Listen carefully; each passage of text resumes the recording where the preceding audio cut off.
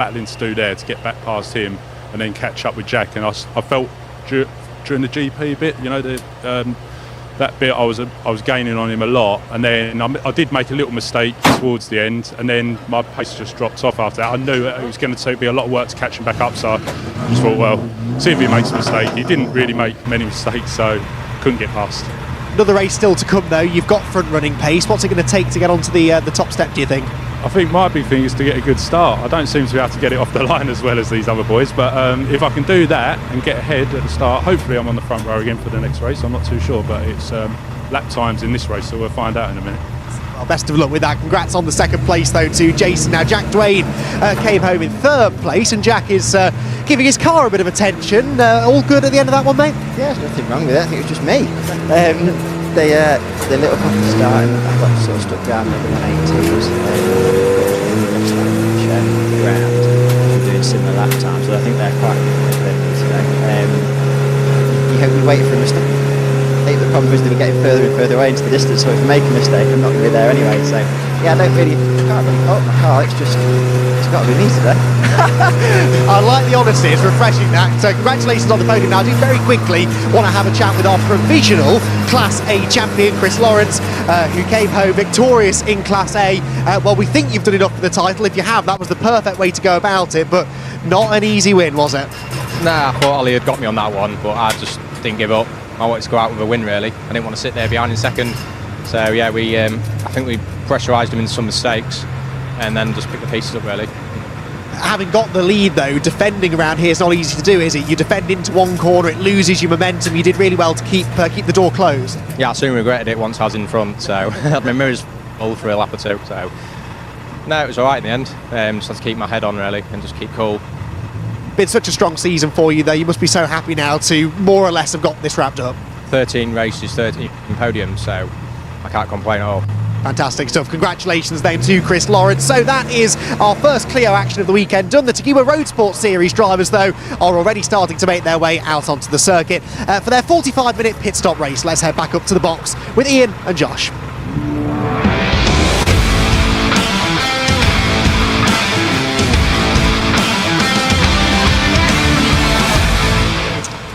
Yes, the final race of the season for the Tequila Roadsports Series. A huge grid of cars to get through. Some of these have two drivers as well. On pole position, it is the 141 car. That's the Ginetta that's going to be started by Adam Bessel, the former MX5 racer. Besides him is number 10, Josh Lawton in the Honda Civic. Row 2, on the inside you have number 15, Graham Crowhurst in the BMW, and number 6 is Ryan Parkin in the Audi TT.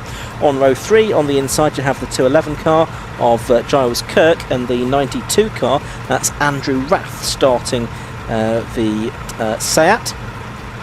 On to row 4, 53 is going to be started by Johnny Weston Taylor, and the treble 7 car is the Seat Cupra of Robert Andrade.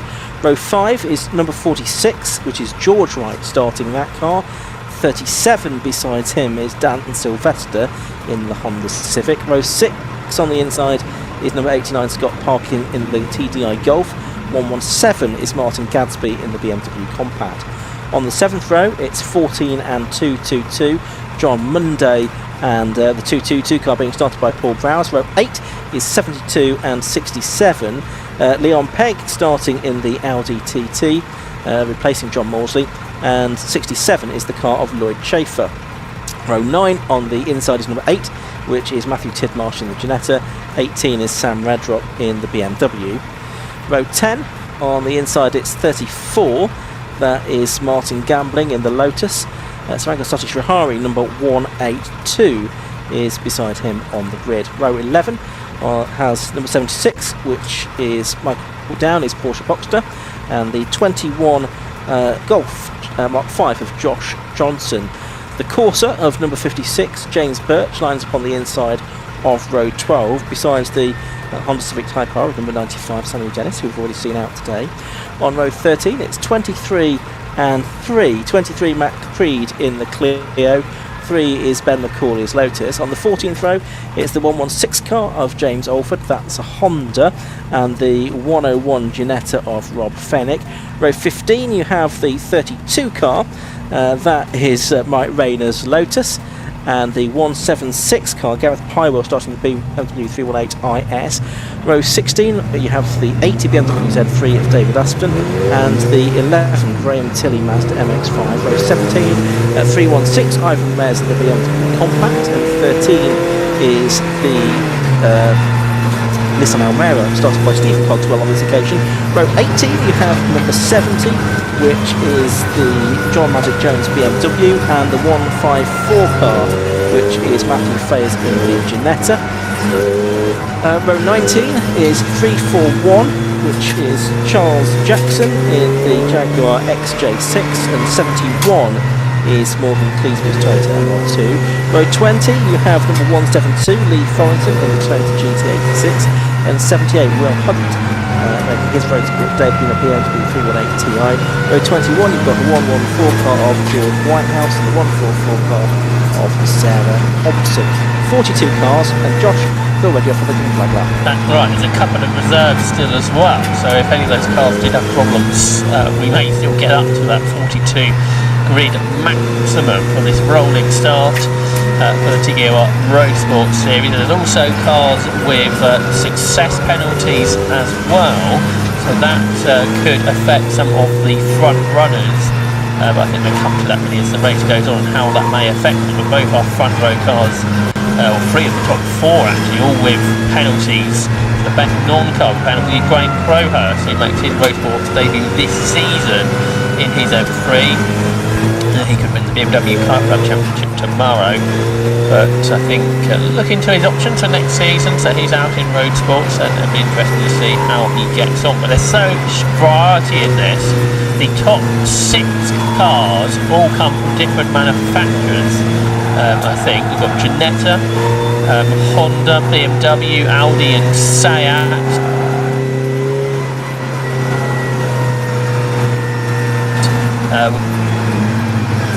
Lotus,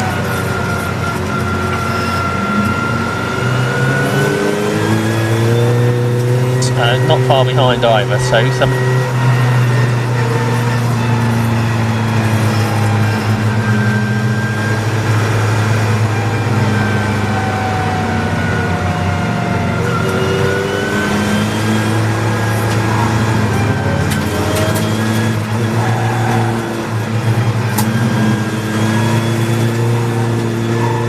amazing variety in this category, split over 4 classes. Class B, the most popular today, but still there's good competition, I think, in all 4 classes to look out for. So this should be a fascinating race with the little Ginetta G20, which I think has a Duratec engine in.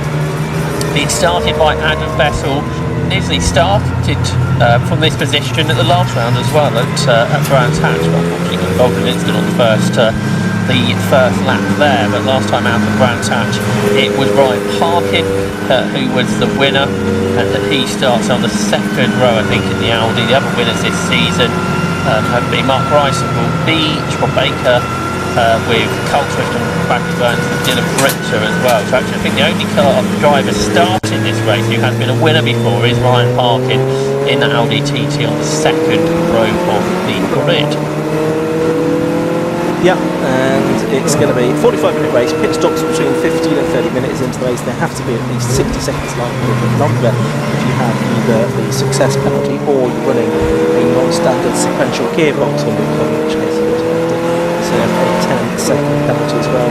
As Josh said, 4 classes: the Super GT class with 324 horsepower cars, the GT class with 240 horsepower, Super Sport 480 is the Sport class is at 245 horsepower, naturally aspirated cars only. Right, rolling starts, of course, for the Roadsports. So the safety car's been leading the round. It's already pulled into the pit lane, so the red lights are already on, and they go out now. Away we go then.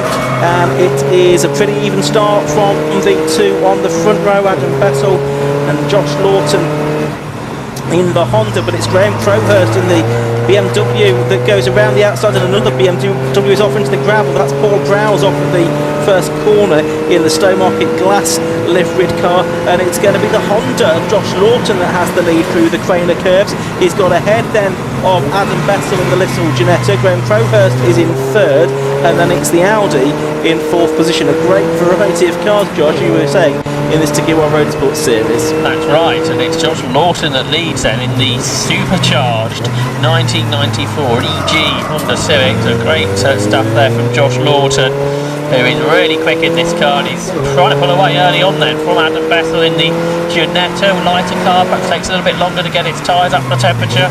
Then Graham Crowhurst and Ryan Parkin, and then Giles Kirk up there in fifth spot in his Seat. Johnny Weston Taylor, the XF4 champion, in the Lotus, and Crowhurst to the outside of Bessel. The BMW have more power, but it's heavier, so it'll have to brake earlier, but that doesn't stop Crowhurst from going around the outside. It's around second spot then from Adam Bessel, who drops to third in the bright front end in Ginetta G20, and he's now under pressure from the winner of the last round, Ryan Parkin, who can't quite gain that position, I don't think. No, so good racing in the very early stages of this race, and the battles all the way down the field with more than 40 cars on the grid in this Tagiwa Roadsports series race. There's always a battle for someone there. You can see the Corsa of James Birch going through another relatively unusual racing car, and then you've got the Ginetta and the Lotus doing battle. That's the 8 car that was almost collected by one of the much heavier tin tops, I think. I think they may have got through that safely, hopefully, but that's the 53 car. We mentioned that already. Johnny Weston Taylor sharing that car with the multiple sports special champion Andy Hiley as well. That's one that can go well, and he's got the number 92 Andrew Rath Seat Leon car behind him, and then it's Daniel Sylvester, who was successful last weekend in Hot Hatch Headangles. And he's the Class B leader and ahead of Scott Parkin impressively.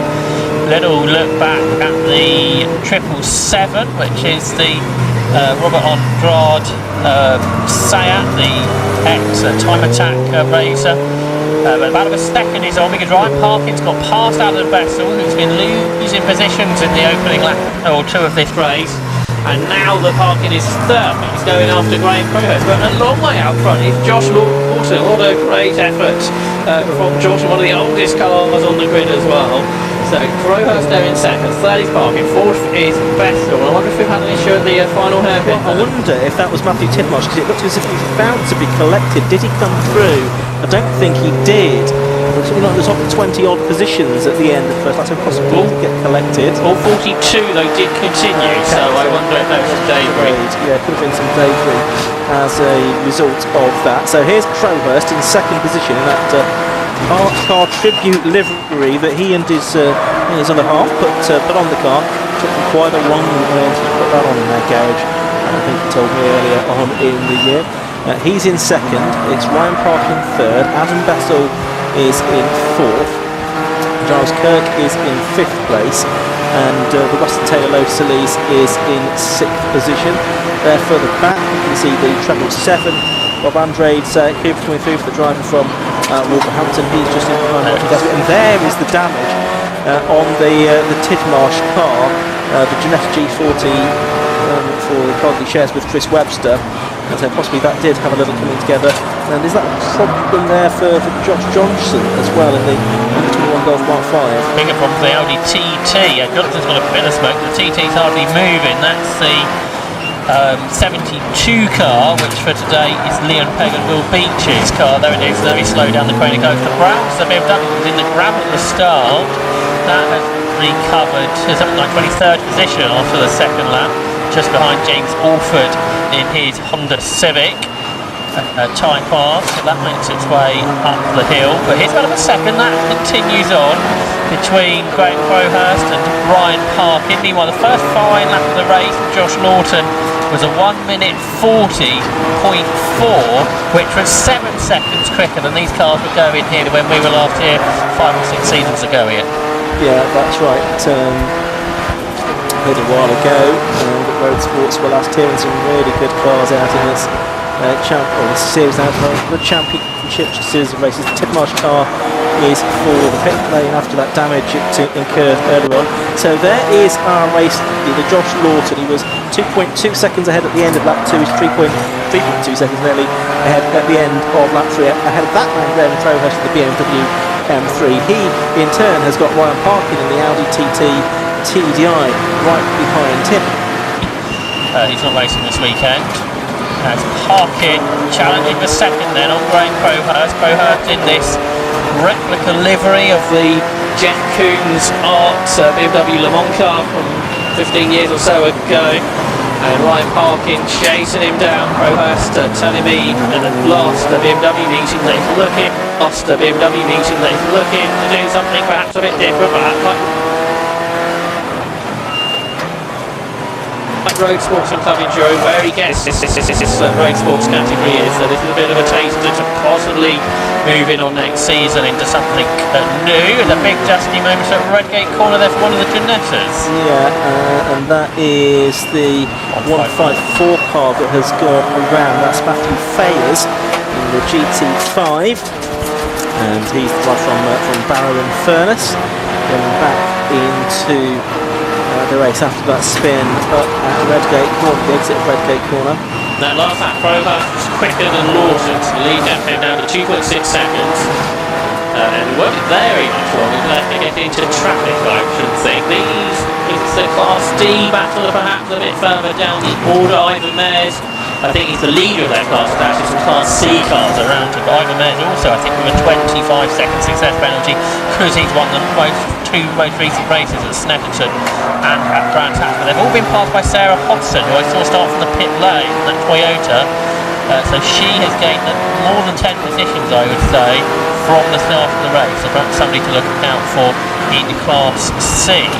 There you can see the 21 car of Josh Johnson. He is in 18th position in the Golf. He's got Saranga Salish-Rahari just behind him. And behind is the Audi that was going slowly. So Audi TT driven by Leon Pegg is back up the street now, which is good to see. And then behind, not far behind, is the Class C leader. We just got a glimpse of Matt Creed, who has pulled out about 6 seconds over Sam Dennis. So although he's got that success penalty, Matt Creed still could find himself in a good result by the end. Good pace, as he has done every time out really, when we see Martin set a new record in that class as well. This is a good battle, a little bit low down the order. Got Mazda MX-5 in this. That's Graham Tilley, the Formula Ford racer from the 70s and 80s. More recently has been racing in GT Cup, but he is out with his son this weekend, who I think might be making his race debut, Robert Tilley.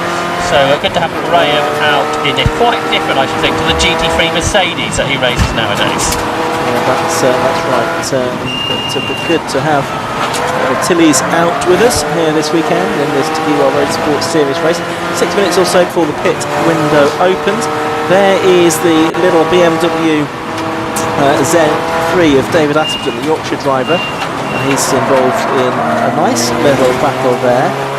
Down the order. It also includes the Ginetta, does it not, of Rob Fennick, and also the George Whitehouse Mini Cooper as well, which I think had to come from the back of the grid after an issue in qualifying this morning. What position is this back of 4, Josh? Can you see? Something like 28th position. 28th, yeah, so that's on the top 20, and there you can see the 114 Mini going up the inside of Aspden there, so the George Whitehouse and Worcester making up another position, although Aspden not keen on giving it up. Looked like he was trying to fight back there on the run up to Godos. But here is the fight, as it now is, for 5th, 6th and 7th places. Yeah, recently up into 5th position has got Andrew Raff. There's the Fayers Ginetta that we saw, and it's been Aidan Hills running that car by the looks of it. Aidan Hills, a very quick club racer and champion in Mazdas. And Matthew says he's back on his way. That was about the 5th we watched him, wasn't it? Andrew Raff has got ahead Josh Kirk recently in the battle of the Sayats. This is the battle of a second, which is getting closer to the leader, Josh Lawton. The gap, which was out over 3 seconds, came down to about 2, and now in traffic, I wonder if it's going to come down any more to Graham Crowhurst, who continues to battle with Ryan Parkin, the 33-year-old from South Yorkshire, in this diesel-powered 2017 Audi TT. And then just behind them, Adam Bessel now seemingly up in some good speed. They've got to lap that BMW here down the Craner curves, and Crowhurst much more committed, darts down the inside either side, go the next two, Parkin and Bessel, and that brings Adam Bessel right onto the turn with Ryan Parkin, who's a bit offline for the old hairpin. He is, and there's Ivan Mares, and they're trying to lap as well. So does this mean Bessel's got some momentum up the hill towards McLean? So we'll see in a moment if there has been a change there. There is the leader, Josh Lawton, who's had a second and a fifth so far this season. The second place came at Seleston a couple of meetings ago. So he's now got a lead of a couple of seconds over Crowhurst, and then the next three quite close together. Battle couldn't make anything of that run at McLean, so he stays fourth at the moment. They just both lap Graham Tilley and Ivor Mares, two long-time Formula Ford racers in some of the lower classes. We've had a spin there. Is that the red drop BMW? Yeah, Sam Redwell, the Milton Keynes driver, has gone around at Goddard. Not quite sure how he managed that actually, but he's back out into the race. And now Adam Bessel has got past Ryan Parkin into the Melbourne Loop. And we're on board with Ryan Parkin then, out of there, picking up a gear and up another into fourth gear, I think that was, and now he's at the outside line. Brakes, Peter. See the brake disc glowing there on the Parkin Audis. He brakes so desperately late in that Darkside Developments run car. Now out of the corner he comes under the bridge, up in fourth gear.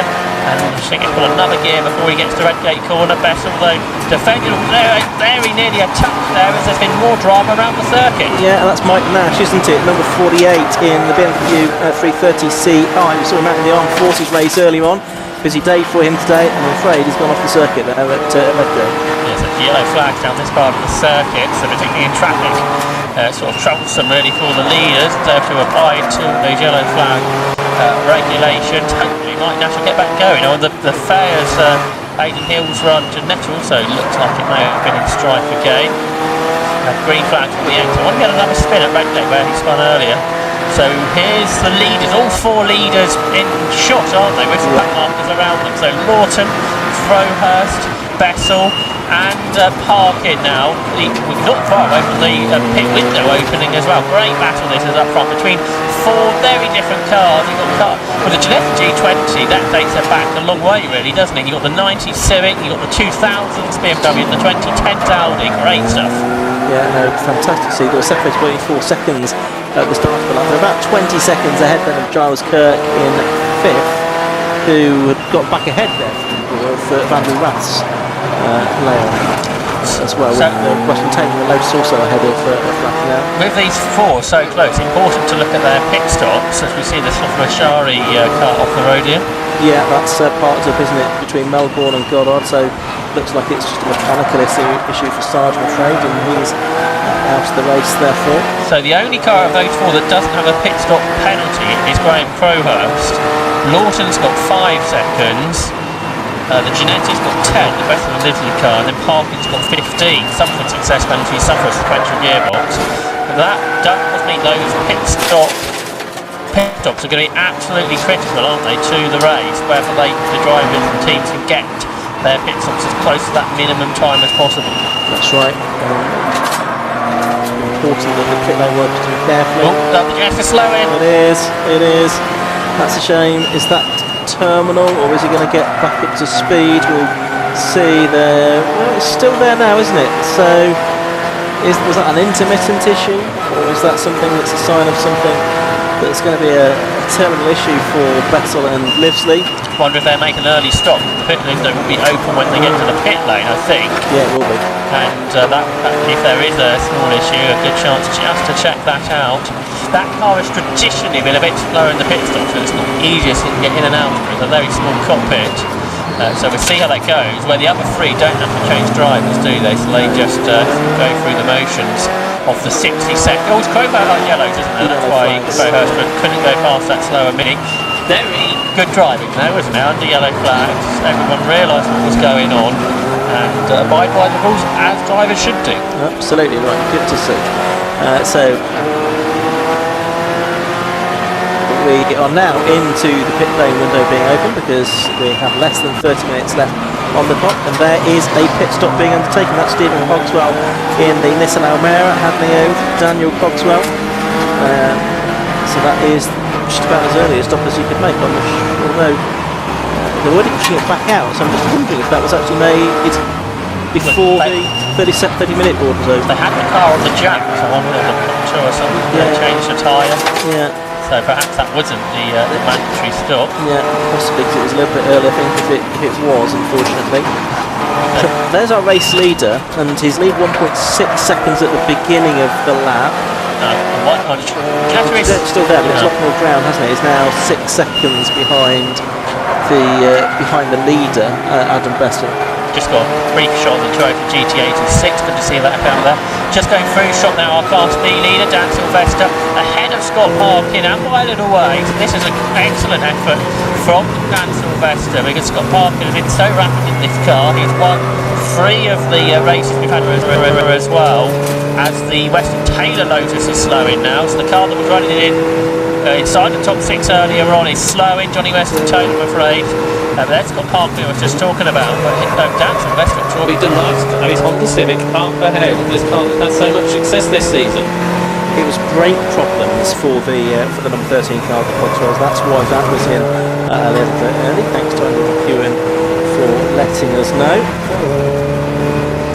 And the James Birch car is making its stop now. This mighty Vauxhall Corsa 1999 car with the Vauxhall C20 XE engine. Should really be racing tomorrow, that car, shouldn't it? James Birch, who has had success in previous seasons in this car, and going well as well on occasions this year. Always good to see that out there. An unlikely race car, but very rapid in the hands of James, and that car prepared by Draken Second Actors after that was a drag racing car, that machine, but nowadays it's circuit racing. Now here's Weston Taylor, who was slow at the start of that, but I think still is. So Johnny Weston Taylor and Andy Heine's Lotus Elite Series 2 for the pit lane, I suspect. One driver that wasn't able to make this one was Will Hudson. Says he's absolutely gutted he had to withdraw from today's Roadsports race. Just before he climbed into the car and headed into the assembly area, he noticed a wet patch on the floor. It turned out it was a fuel leak. He wasn't able to fix it in time, but he vows to be back. So Will Hudson, who was a former competitor in Hot Patch, back with us in Roadsports, but sadly not racing today. Off the road has gone the 101 car, which is Rob Fennick. He's running in 25th position. Fairly high up Class C actually. That third behind Creed and Sam Dennis. Matt Creed now some 18 seconds I think ahead in that class, so that's almost going to equalise out his success penalty. There's that Toyota GT86 I mentioned. Good to see that out there. Although it might now be the gravel, not very wide. Just about stayed out of the gravel for Lee Forrington. Look at that, another type of car out, that Rogue Motorsport car. Just been passed by a Toyota Sleeker, another rare car to race in, that being driven by Sarah Hobson, the 34-year-old from Cheshire. Yeah, and I guess the GT8 is really the successor to the Celica in terms of its position in the model range, I guess. There's the 117 car of Martin Gadsby. Both there sort of followed on from the R2s, didn't they, as being the sort of sports car from Toyota. Here's Daniel Sylvester coming through in number 37. He's in 8th place overall. He continues to lead Class B. Someone has been off through the gravel at the overtaking, but Daniel Sylvester is still leading Class B, and there's quite a lot of time between himself and Scott Parkin, well, who's second in that class. A bit of bump, a bit of trim come off that car that went through the gravel, but hopefully no real disaster. There's that Nissan Almera, very again a very unusual car that we've got on the grid, but great looking car in the Nissan Super Touring livery that Lauren Aiello won the 1999 British Touring Car Championship in that livery, not that car, and that car back out on track after those brake issues that Andy McEwen reported recently from their early pit stop. Meanwhile, Josh Lawson leads by 1.8 seconds in the number 10 on the Civic over 15 Graham Crowhurst, and a small gap back to number 6 Ryan Parkin, all very much in contention. There's Sam Dennis, who is second within Class C. We saw him out in the Type R Trophy earlier, so again maybe someone just trying out a different format of racing, longer distance, with a big variety of cars, multi-class racing, very different to the Type R Trophy that Sam Dennis was racing in not much more than an hour ago. Class D, that's still being led by the number 316 car, Ivor Mayers in his compact. Second in that class is the big Jag, the Jaguar XJ6 of Charles Jackson, who's making his Roadsports debut with 7 Most Club as well this weekend, Rolling Racing in the Classic Touring Car Racing Club. They going from bad to worse for 154 Matthew Fairs, because he's off-road possibly this time for good, as the two leaders are together. They are coming up to lap for Josh Johnson BM Golf GTI Mark 5, and a bit out of shape there is the number 10 car, the race leader, which is Josh Lawton, of course. Can Graham Crowhurst capitalise this on the run up to McLean's corner? He goes through on the inside to take the lead of the race there, and look how close Ryan Parkin is in third place as well. Excellent racing this is. The BMW M3 goes through on Graham Crowhurst. The supercharged Honda drops a second, but it's got a tighter line as they come out of Cobby's corner. Which of these cars has more power? But it's pretty similar. Then you've got the diesel Audi just behind there in the hands of Ryan Parkin. Down they come into the Essex then.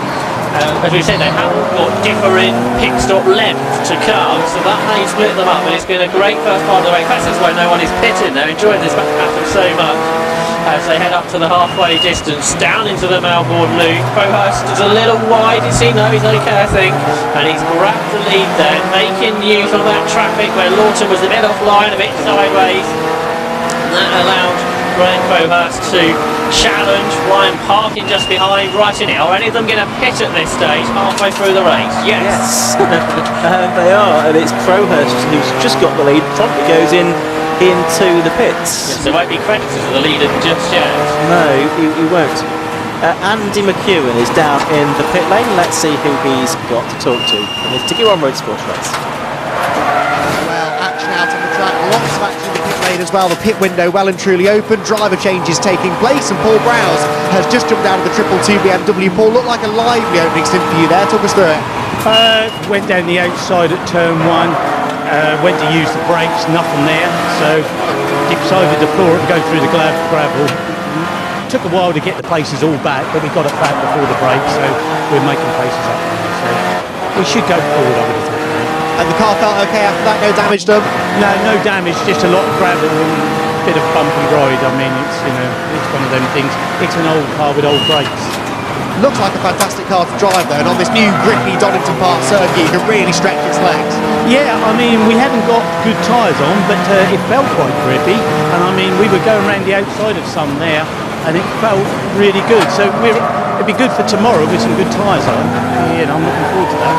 You had a very quick chat there with Luke as you sent him out. Any words of wisdom for him? Yeah, watch the brakes. We've got no ABS, and it's locking up in most corners, so you just got to go easy. You know, just take your time braking, that's all. Good advice, Paul. Thank you very much for having a chat with us. So Paul Browse out, Luke Browse in. There have been a few cars diving into the garages in the last few minutes with problems, so I'm going to head up there and investigate, and I'll be back in a few minutes. Thank you very much indeed, Andy. Which is over halfway through this race now, 21 minutes to go. Number 10, Josh Lawton leads the race. From number 6, Ryan Parkin in second place. 15, Graham Crowhurst showing us third on the screen at the moment, having just dived into pits. Number 92, the Rath and Nib car is fourth. Green on second, Martin Gatsby is fifth. Robert Andrade, trouble seventh, is sixth. Daniel Sylvester is in seventh place, but there's just a third of a second between Lawton and Parkin as they've gone across the line to complete another lap, Josh. Yeah, so that battle up front continues. Presumably they've gone across the line, not into the pit lane. We can't see the pit lane from our vantage point. But it's only both still out there, aren't they? So they're leaving it to late in the window to stop. Josh Lawton and Ryan Parkin. Josh Lawton, I think they're on the podium at Snetterton. Yeah, second at Snetterton, in fact, behind Brad Burns and Rob Baker. And what have you spotted there, Ian? Crowhurst back out into the race as well. There we see some form of a problem to the front wheel on the number 32 Lotus Elise of Mike Maynard, the driver from Richmond. I don't know whether that's the Richmond in North Yorkshire or the Richmond in London. There was some confusion of that. A branch of Regs I read on the BBC website in the week. So Mike Maynard involved? I don't think so. I think that's just instead, but I'm not going to commit to it part of the country Mike Maynard is from. Okay, here are our leaders. That flashing light bar on Josh Lawton and his Honda. Ryan Parkin just behind. So Lawton, the 26-year-old from East Yorkshire, leads Ryan Parkin from South Yorkshire. So we've got a battle of the Yorkshire drivers up front there, heading towards the end of 15 laps of racing. As more pit stops happen down there in the lane. That is the 777 car of Robert Andrade, who was in 4th position, I think, when he stopped, so was going pretty well. And that's the Matty Taylor run, say at the MT Development Motorsport Engineering team. For Robert, the 49-year-old from Wolverhampton. There's Ivor Mayers again. I think he's still leading in Class D, is he? Looks like he is. Yeah, in that BMW. Good to see Ivor. I think we may have lost the Janetta because I think the Bassel livery car's come back out since them problems. So that's what Andy might be investigating as we speak. Yeah, you can see the pit lane very busy indeed. More cars diving into it all the time. There's the big Jag of our newcomer. Charles Jackson, the 32-year-old from Worcestershire, in this 1996 Jaguar XJ, just behind Ivor Mayers, who we're currently looking at. And Charles Jackson is new to racing, and he's built this car up, which he inherited from his late father, and he's racing it in his memory. And it's prepared by Auto Reserve Jaguar, as you can see there on the side of the car. And it's great to have this very different type of car. I've said that many times in this race, but was out racing with normally with other things, so it's great to have Charles Jackson, the 32-year-old lettings agent, out with us for the first time. Yeah, and he was a reserve. I think he was 3rd reserve when he got here, so delighted to actually get into the race as well. And I'm sure he's really enjoying throwing that big Jag around Donington Park this weekend. And I say going after a class victory potentially if he can capture past Ivor Mayers in the closing stages of the race. 17 3/4 minutes left to go. Yeah, I think Jackson has pitted. I don't think Ivor Mayers has. Obviously, Mayers has that longer stop with his success winning at Snetterton and Brands Hatch. So there's Mayers coming down towards us, followed by Jackson. Lawton and Park, I think, are still both out there, but they've only got 2 minutes or so before the pit lane window closes. So to make a pit stop before the 15-minute mark in the race. Yeah, so being on that thing on the next lap, I would imagine. There's the Lloyd Chafer car coming through, the multicoloured BMW E36 M3 for the driver from Dis. I was getting a wash when I arrived at the circuit this morning. And there's the the Audi that we saw in a little bit of strife earlier on. That's the car which started by William Beach taking over. There you can see Will Beach getting into the car. Yeah, that's a Capture Motorsport run Audi, I think, new build for this year for John Maudsley, who raced it at a previous round. Will Beach, I think, who's behind the category, behind the team, I should say. Capture Motorsport, you can see on the bonnet there now, getting aboard and seeing how it goes. It did come into the pits in 8th position, so one of the late stoppers, meaning that it got well up the overall position. Now these are the top two, surely in there for the pits this time. Well, if they don't this time, they'll be too late, won't they? Because there'll be less than 15 minutes to go as they come through. So it's Josh Lawton who is leading, the 27-year-old fabricator from Hull, just ahead of Ryan Parkin. Yet they do both dive into the pit lane right at the same time. Graham Crowhurst was 1 minute and 27 seconds behind them as he started the lap. They have to go down the speed at the pit speed limit, and then they have to be stopped for Josh Lawton for 65 seconds and Ryan Parkin for 75 seconds. Lawton for 5 seconds after he finished second at Snetterton, and Ryan Parkin for winning last time out at Brands Hatch. Just one car separate. Go, go, go, go, go. Good to go. Beating them in the pit lane as well, which is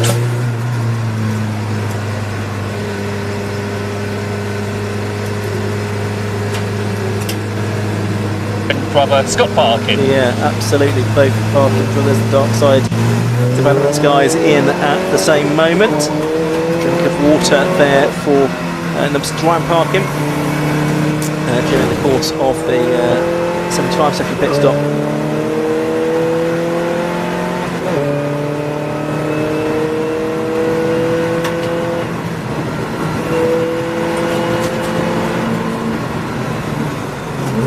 We have our first track limit penalty of the event, which I'm sure will please some people. Car number 72, Leon Pegg and Will Beach, have a 5-second penalty for exceeding track limits, but it's taken to race 4 and a long race to get there. Absolutely right. Car's car. That is the one we heard from Paul a few months ago with Andy in the pit lane. There's that one. He's in 16th position, though, which is the personal best lap actually. The only green on the time screen, though, so Luke's just in a PB. 1:44.79. Best lap of the race still with Josh Lawton, 1:40.40. And what on earth is James Alford doing? He's well off the circuit, I'm afraid, at Hollywood, I think that is. Redgate. The exit of Redgate's before Hollywood, isn't it? Gone straight on, a long way in. Now he's trying to get back out, but hopefully not getting beached in the gravel. Now where's he off to? Yeah, I'm trying to work out where he is going there, because he's going across the direction. Maybe he's trying to get to the sort of place he could pull in and retire from the race. That's the 72 guy who's just got a 5-second penalty, so fronted by was that Bill Beech's winning the race. Okay, so has Crowhurst got ahead of Lawton and Parkin in the stops? There is Parkin, had the longest penalty. There's Crowhurst. So there's Crowhurst in the BMW. Now there's Lawton, more than 5 seconds behind, I suggest. Yes, definitely. So that, and then Parkin, who should have had a 10-second longer stop, probably within 10 seconds to Lawton. So it's Josh Lawton who's lost out. There's another front runner in strike, it's Giles Kirk, who would run anything in the top 6 in the early stages in his stay-out. A bit further down the order now, and will be plummeting at this stage. His third for issues with Graham Crowhurst, who lost out, didn't he, at Silverstone on his one-off Roadsports day over here last season, is now potentially, with 13 minutes to go, on his way for a victory at Donington.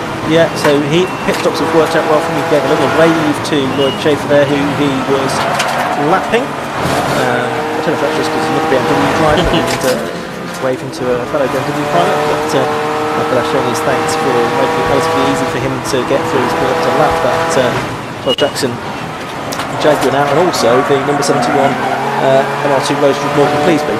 Yeah, Lloyd Schaefer, you just mentioned, who went a lap down, is a 32-year-old service manager from Norfolk. He's been racing for 10 seasons now with 3.2 litre 1997 BMW M3. There he is. Oh, the Audi TT he's got back going. Will be. So that's the second time the car has slowed, and this time even stopped. Got going, but not into the pits. So Will Beach has potentially figured out the issues.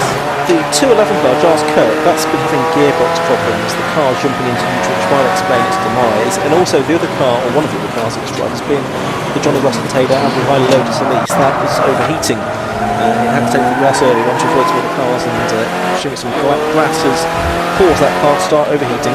In Class C, Matt Creed has retained his lead despite the longer pit stop.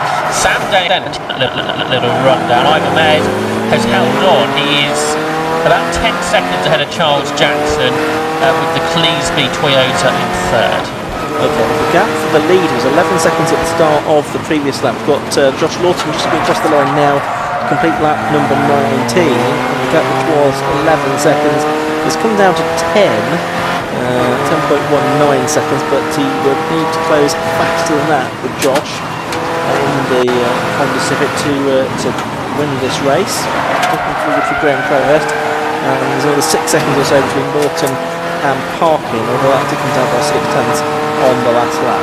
Just looking there at Johnny Monday, that Civic, is third in Class B, sometimes C1 racer. Johnny Monday in that Type R going pretty well. There's Sylvester losing 2 positions. Firstly to the Buckham Gulf, it's having a good run.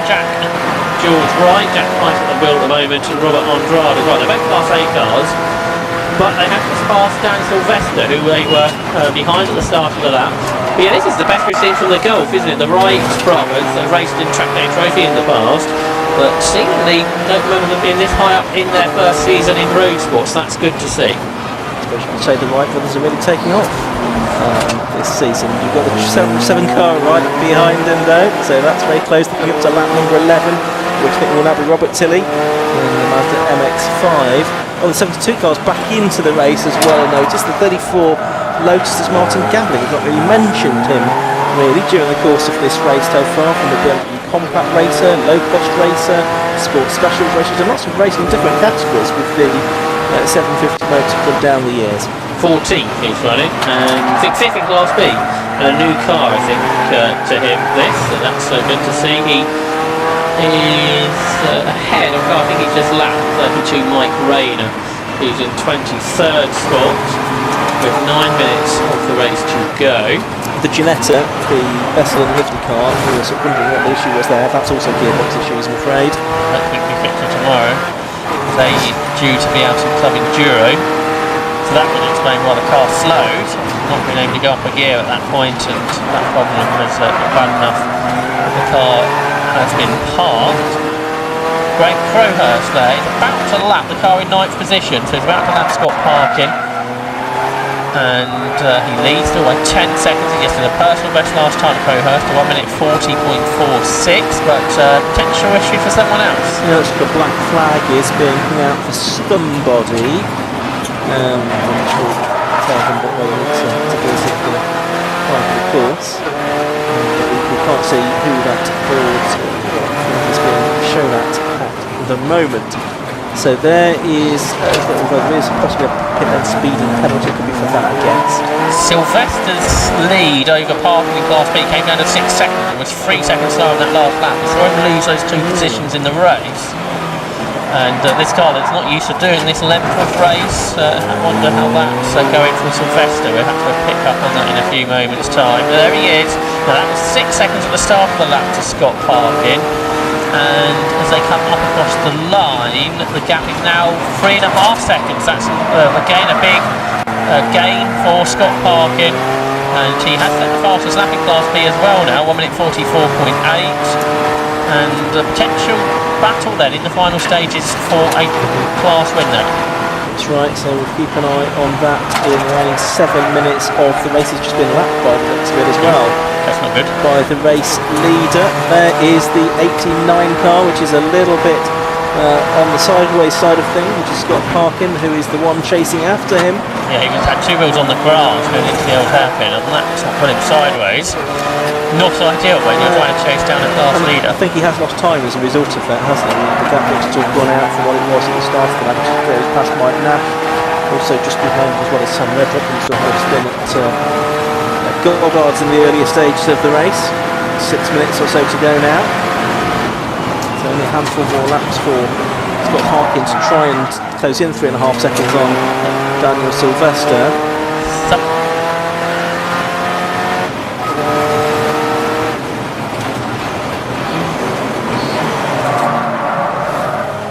Something's happened to Matt Creed, because Sam Dennis now leads Class C by the looks of things, and Matt Creed had a very slow lap possibly into the pit lane, I wonder. 2:31, so yeah, sort of 40 seconds off his normal times. There's the Thornton car, that's into the pit lane, I think, for a penalty to be served. Possibly put that flag. So Sam Dennis leads Class C. Sarah Hobson's now been reclassified to Class B car, so if Creed is out of it, the Fenwick and Shepherd car will now be second in class, and the Tilly Mazda will be third. Oh, and problems for Sylvester. He's slowed coming out of Goddard, and that means that there's a change of lead within the class. He seems to be back up to speed now, but it's Scott Parkin, number 89, that has just gone through to take the lead of Class B. So I wonder what may have caused that problem. And Johnny Monday, who's third in Class B, is in the pit, so this is all going a bit wrong for multiple drivers in successful positions. And that could promote the visitor onto the podium. Is that the black flag? Is that going to the penalty box? Looks like it is, isn't it? Yeah, going to the penalty box at the end of the pit lane for Monday. I think that may well be pit lane speeding issue that's been served there. That might promote James Birch in the Vauxhall Corsa. He's next up in Class B. There's Graham Crowhurst, much of him since the stop. He's leading the race. He's about to go in 6th position now. Just showing how quick those top 3 cars have been in this race. Absolutely phenomenal pace. We mentioned earlier 7 seconds underneath the lap record, which is mightily impressive. We're probably about the top dozen cars underneath the lap record. Such is the change of pace, but in particular those top 3 cars much quicker than anybody else. Yeah, Josh Dawson still got the best lap there, a 1:40.40, but Crowhurst in a 40.46 and Parker in a 40.47, so they're all very evenly matched. But that's about 4 seconds a lap faster than the car in 6th place. When you multiply that by the 21 laps we've had, you see why we now have the cars that far up the order being lapped. There's Birch in that quarter. There's like the Mares leading Class D by 13 seconds over Charles Jackson. And despite the issue early on, I think of an early pit stop, the Cogswell Nissan is up to 3rd in Class D. Yeah, did it serve all the pit stops it was supposed to? I'm not quite sure whether it did or not. As a result of that. See if anything comes of it, but progress has been made. There's Sam Dennis just ahead of Michael Mares, who leads Class C. So this is a really good effort from Sam. Matt Creedy's back up to speed. He's 20 seconds behind though, so he's still in 2nd in Class C. So the Fenwick and Shepherd Janetta 3rd. But I don't think Matt Creedy will be able to catch that gap in the small amount of time left. So Sam Dennis looking good for a class win here. There's the Jack Wright Volkswagen. So this is about the 6th position, isn't it? He's involved in that battle with Wolverhampton man Robert Andrade. And they've got Josh Lawton not that far behind them, and 2nd place to lap them. So through the Fogarty S's goes that fight for 6th position. The Golf the Leon there, which will be able to lap the Almera. In the background you can see the 2nd position, I think. Number 10. So up to 2 because a lap on these cars as well. The Graham Crowhurst is just about completed. There he is, just outside our college box window. He's just completed the 24th lap. He's going to get 2 more laps out of this, and he is still about 10 seconds roughly clear of Josh Lawton, who just got across the line in 2nd. So that's down to 8.73 seconds now to get the 2. So 1st and 2nd, just about 9 seconds apart. Ryan Hartman is still in 3rd place. He's a similar gap back behind Lawton is to Crowhurst. This Wright and Onrod battle behind Martin Gatsby, who's had a good run in the BMW Compact M3 engine car, 5th position overall, driving solo today. So Martin will be pleased if he can hang on. There he is, I think, just battery lap with Graham Crowhurst. So there's only going to be 4 cars on the lead lap, which is pretty rare. It is, it's unusual, and it's more to emphasise that several of these cars that laps are also in the same class within Class A as well. So while it's been quite evenly matched at the front, also there is quite a bit of a differential between the top sort of 3, 4 or 5 fastest cars, if you include the Janetta that's had those gearbox issues, and the rest. Yeah, that's right. Sylvester is carrying on, but slowly. James Birch is 3rd in Class B, but 30 seconds behind. So Sylvester can still finish 2nd in Class B if he can bring the car home. He's about 10 seconds off the pace at the moment. That might be enough to hang on to 2nd. Birch will take 3rd, and out after the penalty Monday, about 3 seconds behind Birch, we see now. There's Birch on 3 wheels down through the Grainer curves, really pushing on in the track obsession Corsa, which will be right at home tomorrow, where Donington Park is celebrating Vauxhalls, in celebration of the Vauxhall Mark. And over the line there goes the Treble 7 car, still battling for that 6th position there. Which behind is the 21 car, which is the Josh Johnson Golf, which is a lap further back in 14th position. There's the little Corsa again. Yeah, looks like it might be being caught by Johnny Monday though for 3rd in class. Leaders have started their final lap, haven't they? As we see Sam Dennis, our Class C leader. We're looking, I think, for our race leader though on this final lap of the Roadsports race. There he is, Graham Crowhurst, about to think put a 2nd lap on Sarah Hobson, the 3rd lap possibly actually, on the car in 20th position. But Graham Crowhurst looking good then for victory in the TDI Roadsports Series here at Donington Park, which would be a really good start of what could be a very successful weekend for Graham Crowhurst. Twice a class champion in the BMW Car Club, and he turns left and right through the S's, about to lap the Class D leader. But there's 2 corners to go, the 2 hairpins to go in.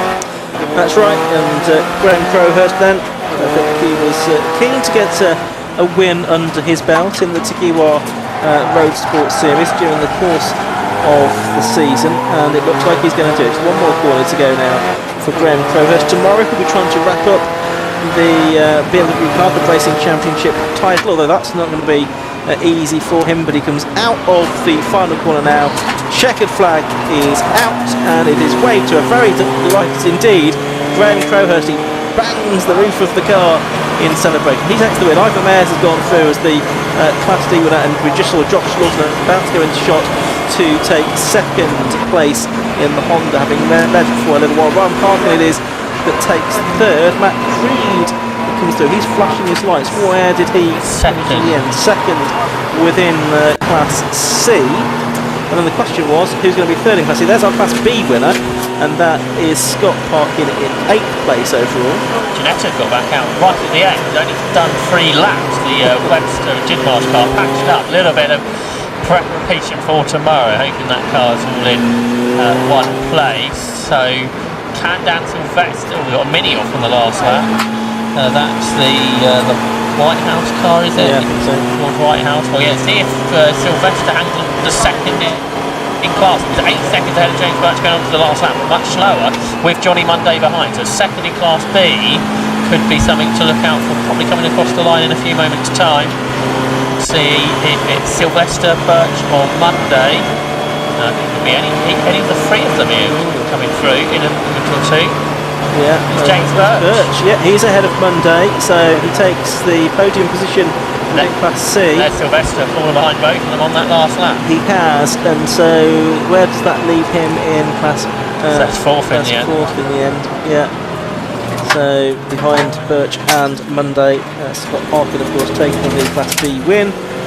Class C, of course, we're in a wave of Samuel Dennis. There he is now, just coming up to complete his race. In fact, we're going to see Type R from Matt Creed, I think Rob Fennick, although just on 5 second penalty. That's not going to make a difference though.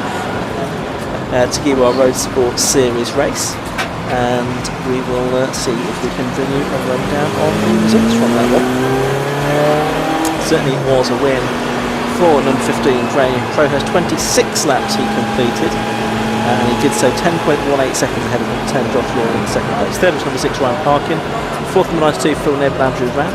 Fifth was 117 Martin Gadsby. Sixth was the 46 car of the right. Seventh, treble 7 Robert Andrade. Eighth, the Class B winner number 89 Rob Parkin. Ninth, number 67 Lloyd Chafer. 10th, number treble 2 Paul and Luke Browse after the offer on the first corner. James Birch 56 and Johnny Monday number 14 rounded out the Class B podium in 11th and 12th overall. And moving down the order, we will see what happened as far as Class C is concerned. Confirmation of number 95 Samuel Dennis in 18th place overall, taking the Class C victory from 23 Matt Creed and the 101 car, which was the Rob Fennick machine. And then on the next page, that's where we'll find our Class D winner, Ivor Mayers, number 316 from 341 Charles Jackson, and the 13 car of Daniel and Stephen Cogswell, the Nissan Almera. And they complete our rundown of the different classes as well. But that was a very good final Tagiwa Roadsports Series race of the season. Always good fun. And we are going to head down to the pit lane now. Andy McEwen is there, and we'll hear some of the stories from that Tagiwa Roadsports Series race. Well, as always, lots of excitement in the Tagiwa Roadsports Series, right down to the closing stages. Few of the front runners, I think, in some of the lower classes, picking up penalties after their pit stop infringements. 16 seconds behind, which is like just the difference. But not Graham Crowhurst, who is here, and he is victorious. Come in there, stand over near your car, because we want to get plenty of this on camera. One of the best looking cars on the grid, Graham, and the fastest seemingly. Well done. You're on the podium, Yeah, so thank I you very guess much. Yeah, I think things went my way a You're little on bit the with podium, so I the guess so. penalties that Josh and Ryan had, but I still seemed to have a bit more of a gap than I was expecting after the pit stop, so I'll take whatever happened. The car seemed to run pretty flawlessly as far as I could tell. Yep, thankfully it did. Hopefully you haven't jinxed me Only for the tomorrow. winners. But no, I was really excited to do this race. Hopefully maybe enter it next year and do a year of it. So really good. Really thanks to German Auto Works as well for stepping in to help run me as well. You touched upon it there, though. The main focus now becomes the BMW races coming up later this weekend, a championship to be won there. Do you think you've learned anything in this one that's going to help you in those races? Well, I mean, it's testing, basically, first and foremost. Unfortunately, tomorrow we've not got many in my class, so I'm only going to score half points. I dropped those points, but I'm relying now on Steve having points taken off him. But I'll go out there, I'll have some fun, and we'll just, whatever happens. It's made my head hurt just thinking about it. Best of luck for that tomorrow, Graham. Thank you very much for having a chat. Ryan Parkin is... hi, I'm Scott Parkin even. Scott, yeah. I do that every time, Scott. I'm so sorry. Congratulations. Class victory for you, though. Happy with how that went? Yeah, definitely. A little bit of a shame to get it right near the end. Dan well in the lead, deservedly as well. And he was suspicious that he might get fuel surge towards the end. And I think that's what he got. So he seemed to slow down, get back going. Looks like he finished, but I'm not sure what position he managed to finish in. So shame to get it like that. I think he had the measure of me today, pace-wise. But I'll take the victory if he's not going to take it. So hopefully he's with us on the podium. Well, exactly, and you've been on the other side of that so many times in the past as well, haven't you? But the car seemed to run pretty well in that one. Any issues at all? No, we seem to be destroying the front left tyre immediately. As soon as I went out, it was squealing for that. So we'll try and make some setup changes ready for tomorrow, because obviously this full race is less than one stint in the Club Enduro, so I need to make sure that I can keep it together for the full 2 hours, which is the most important one. So this has just been like a extended test really for us. And is that things like front camber settings then, for example? Because I know on this new surface it's grippy, but it does seem to be pretty aggressive on the tyres. You've got to be a bit careful dialing that up, haven't you? Yeah, definitely. I think that's why we need to sort of recalibrate what we're believing is the right setup for this. So we've got some data now. We know 45 minutes of running, so hopefully the guys can make some tweaks, and fingers crossed that'll help us improve for tomorrow. Good stuff. Thank you very much, Scott Parkin, who is the class winner. Now, we did have Ivor Mayers briefly. We do now, though, have Sam Dennis, who's victorious in Class C. And Sam, you look pretty happy with that. That's my first victory, and my first podium, entirely. So I've had Dave and the guys at Motion Motorsport supporting me and Type R Trophy for 3 years now, and this is my first outing in Roadsports, so absolutely buzzing. Talk us through your race then, because obviously running in Class C, you kind of get sort of swallowed up in the middle of the pack, and you can sometimes have the busiest race out of all of the classes, I think.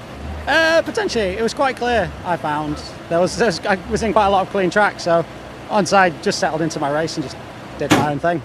Of course, you're more used then to that kind of sprint racing that you've had in the Type R Trophy. What do you have to change personally with your driving style, your approach to a race coming into a sort of mini enduro like this? Maybe be a little more conservative at the beginning, because obviously in the Type R Trophy it's on from the very beginning. You have to be full throttle, but maybe just take it a little easier to then just pace myself out a little more. But it seems whatever I did seemed to work. Well, you've got the hang of it clearly. Do you fancy a bit more of this Club Enduro stuff in the future maybe, or Tiki Roadsports even? Yeah, 100%. We're planning on doing Club Enduro next year, maybe a few more rounds of this, but we'll see. Good stuff. Congratulations on the class victory. So there are 3 of our class winners. Ivor Mayers did stop briefly and then had places to be, I think. So 3 of our class winners from the Roadsports race. More one-make action coming up very shortly. A bit of a clean-up operation out on track, I think. Once that's done, though, the Mighty Minis and the Super Mighty Minis will be released out onto the circuit.